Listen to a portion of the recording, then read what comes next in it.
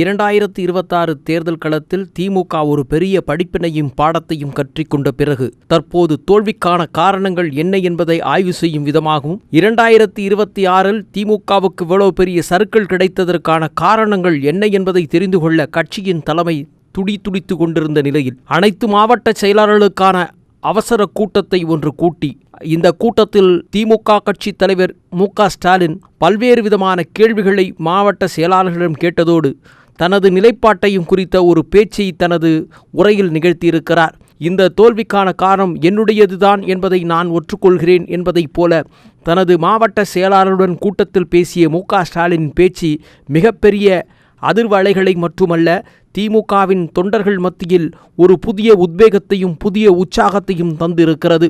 நடந்து முடிந்த தேர்தலில் திமுக மற்றும் அதன் தோழமை கட்சிகள் 73 இடங்களில் வென்றது. திமுக மட்டும் 59 தொகுதிகளில் வெற்றி பெற்றது. மற்ற இடங்களில் தோல்வியை தழுவியது. குறிப்பாக திமுகவின் கோட்டை என கருதப்படும் சென்னை மண்டலத்தில் 16 தொகுதிகளில் 14 இடங்களில் திமுக தோல்வியடைந்தது. தமிழக முதலமைச்சராக பவனி வந்த திமுக தலைவர் மு.க. ஸ்டாலின் தனது சொந்த தொகுதியிலே தோல்வியை தழுவியது அக்கட்சியினர் மத்தியில் பெரும் அதிருப்தி அலையை ஏற்படுத்தியது. இந்த நிலையில் மாவட்ட செயலாளர்களின் கூட்டம் நடைபெற்றது. இந்த கூட்டத்தில் தேர்தலின் தோல்விகள், மாவட்ட அளவில் திமுக தோல்வியுற்ற இடங்கள், அதற்கான காரணங்கள் என்ன, கட்சியின் அடுத்த கட்ட நடவடிக்கைகள் என்ன, எதிர்க்கட்சியாக எப்படி செயல்படுவது என்பதை குறித்த பல்வேறு ஆலோசனைகள் மேற்கொள்ளப்பட்டது. அது மட்டுமல்லாமல் ஆலோசனை கூட்டத்திற்கு பின்பு மாவட்ட செயலாளர்களின் மத்தியில் உணர்ச்சி பூர்வமான சூளுரையாற்றிய மு.க. ஸ்டாலின், என்ன ஆனாலும் சரி, சூரியன் ஒருபோதும் மறையாது, திரும்பவே அது உதித்து தீரும், சூரியன் இல்லாமல் எதுவும் நடக்காது, இது இயற்கை நீதி மட்டுமல்ல, தமிழ்நாட்டு அரசியல் நீதியும் இதுதான். நடந்து முடிந்த தேர்தலில் எந்த கட்சிக்கும் ஆட்சி அமைக்கும் பெரும்பான்மை கிடைக்கவில்லை. இப்பொழுது அமைந்திருக்கும் தவேக அரசும் கூட்டணி கட்சிகள தயவால்தான் ஆட்சியை அமைத்திருக்கிறது. அதுவும் நம் கூட சேர்ந்து வெற்றி பெற்ற நம்முடைய தோழமை கட்சிகளின் ஆதரவோடுதான் அவர்கள் ஆட்சி பிடத்தை அலங்கரித்திருக்கிறார்கள். நமக்கு பெரும்பான்மை கிடைக்கவே இல்லையே தவிர கணிசமான எண்ணிக்கையில் வாக்குகள் கிடைத்திருக்கிறது.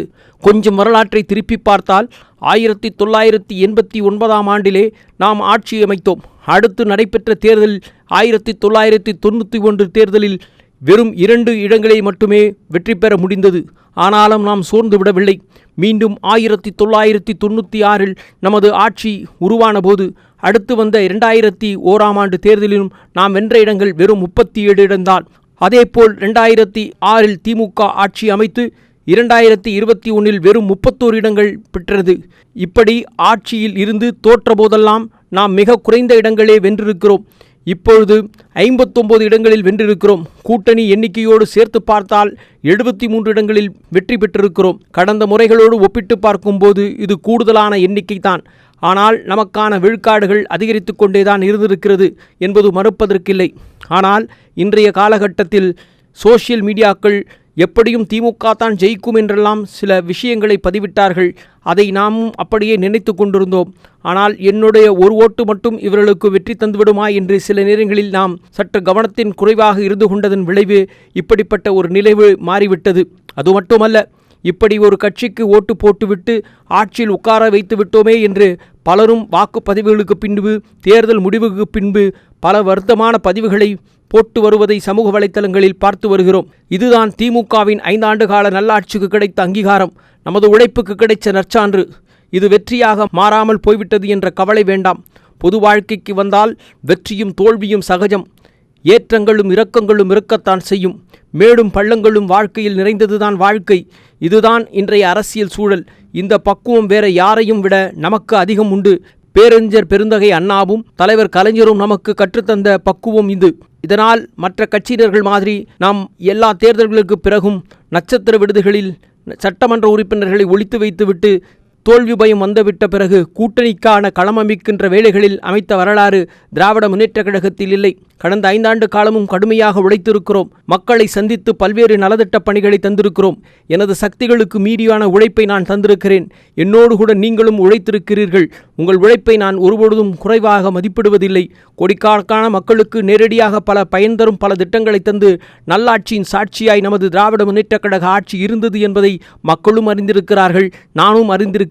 எனவே எனக்கு எந்த வகையிலும் இந்த தோல்வியை குறித்த கவலை எனக்கு இல்லை. நடந்தேறிய தோல்விகளைக் கண்டு ஒருவரை ஒருவரை குறை சொல்லி குற்றம் சாட்டிக் கொண்டு இருப்பதினால் நம்முடைய செயல்பாடுகள் அடுத்த கட்ட நபர்களை நோக்கி பயணிக்க முடியாது.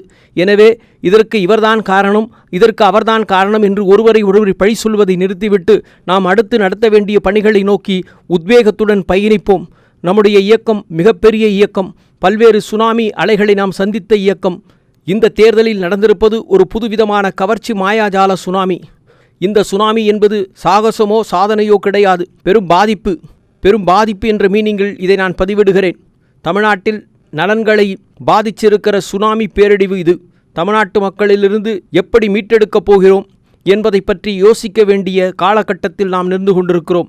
எங்கே கோளாறு நடந்தது, எங்கே மெத்தனம் ஏற்பட்டது என்பது முக்கியம்தான். ஆனால் அதை ஆய்வு செய்து அதற்கடுத்த பணிகளை மேற்கொள்வதற்கான துடிப்போடு அடுத்த கட்ட நகர்வுகளை நோக்கி நம்முடைய பயணங்களும், எதிர்வரும் தேர்தலை எதிர்நோக்கி நம்முடைய பிரச்சாரங்களும், அதற்கான பிரச்சார யுக்திகளையும் கையாள்வதும் குறித்து முடிவு செய்வோம் வாருங்கள் என்பதான நம்பிக்கையை பதிவு செய்த திமுக தலைவர் மு.க. ஸ்டாலின் அந்த கூட்டத்தில் இன்னும் பல நம்பிக்கைக்குரிய விஷயங்களாக 2-3 விஷயங்களை கோடிட்டு காட்டினார். திராவிட முன்னேற்றக் கழகத்தின் அமைப்பு முறையில் மிகப்பெரிய மாற்றத்தை கொண்டு வரலாம் என்று இருக்கிறேன். அந்த மாற்றம் தான் நம்முடைய கழகத்தை இன்னும் 100 ஆண்டு காலங்களுக்கு உயிர்ப்போடு வச்சிருக்கப் போகிற பண்பான நிலைப்பாட்டின் அடையாளமாக இருக்கும் என்றும், கழக அமைப்பில் செய்யப்போகிற இந்த மாற்றங்களுக்கு முன்பாக நாம் முன்னலில் மாற்றிக்கொள்வதற்காக தயாராகி கொள்ள வேண்டும். நாம் எல்லோரும் மாறியாக வேண்டும். யாரும் இதற்கு விதிவிலக்கல்ல. இந்த தேர்தல் முடிவுகளுக்கு பிறகு மாநாடுகள், பொதுக்கூட்டங்கள், ஆர்ப்பாட்டங்கள் இதையெல்லாம் தாண்டின கள சமூக பணி வலைத்தளங்களில் உருவெடுத்து இனி வருகிற காலங்களில் எதிர்வருகிற தேர்தல்களை எதிர்கொள்வதற்கான கடின உழைப்போடு பணியாற்ற வேண்டும். களப்பணியில் தோய்வுகளின் மத்தியில் முடியாமல் பணியாற்றக்கூடிய கழக உடன்பிறப்புகள் யாராக இருந்தாலும் நீங்களாகவே அந்த பொறுப்பில் இருந்து விலகி கொண்டு மற்றவர்களுக்கு வாய்ப்பளியுங்கள். அதன் மூலமாக கட்சியின் பலத்தை வலுகூட்டி எதிர்வரும் தேர்தல்களை வெற்றிக்களை நோக்கி பயணிப்பதற்கான துடிப்புடன் செயலாற்றுவதற்கு நிச்சயம் தேர்தல் களம் நமக்கு வழிவகை செய்வதற்கான புதிய பரிமாண வளர்ச்சியின் பயணத்தில் நோக்கி வெற்றியை நோக்கி பயணிப்பதற்கு இப்பொழுதே திடம் கொண்டவர்களாய் பயணிப்போம் என்பதான நம்பிக்கையும் ஊட்டினார்.